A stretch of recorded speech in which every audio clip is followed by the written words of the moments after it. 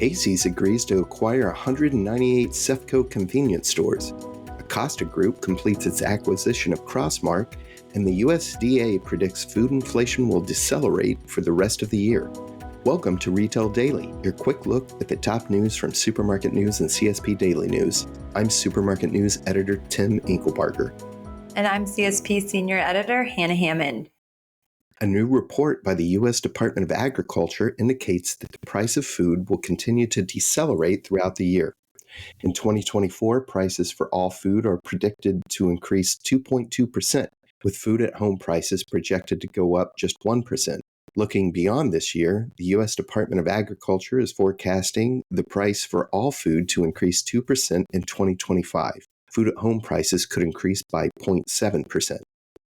Casey's General Stores has agreed to acquire Fikes Wholesale, owner of CEFCO Convenience Stores, in an all-cash transaction for about $1.1 billion. The acquisition includes 198 retail stores and a dealer network.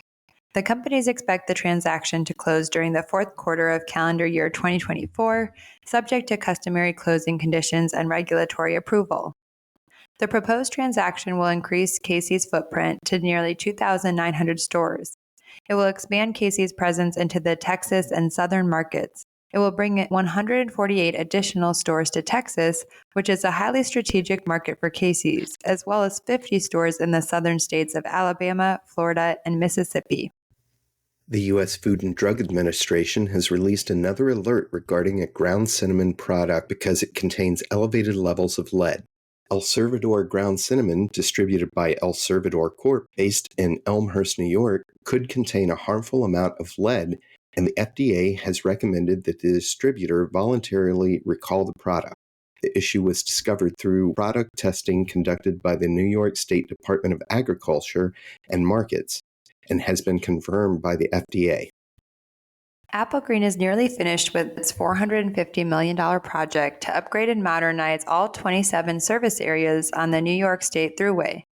Each travel plaza will have an Applegreen convenience store and a range of branded food and coffee outlets, all operated by Applegreen. As of July 25th, 18 of the plazas have already been completed, and the remainder are due to be finished in the first quarter of 2025. It's been almost a year since Boxed was purchased by online wholesale retailer MSG Distributors following the meal kit company's Chapter 11 bankruptcy, and the new owner is partnering with Espresso, an e-commerce tech company once owned by Boxed Inc. Espresso said in a press release that it was spun out in the bankruptcy with support from funds managed by multinational investment firm BlackRock. Travel Centers of America broke ground on one of the nation's first publicly accessible medium and heavy-duty electric truck charging stations at its Ontario, California travel center. The charging station is a pilot project in collaboration with the California Energy Commission. The truck charging station will have 4 400-kilowatt chargers, and it's expected to open in early 2025, with an additional 1 megawatt charger to open in 2026.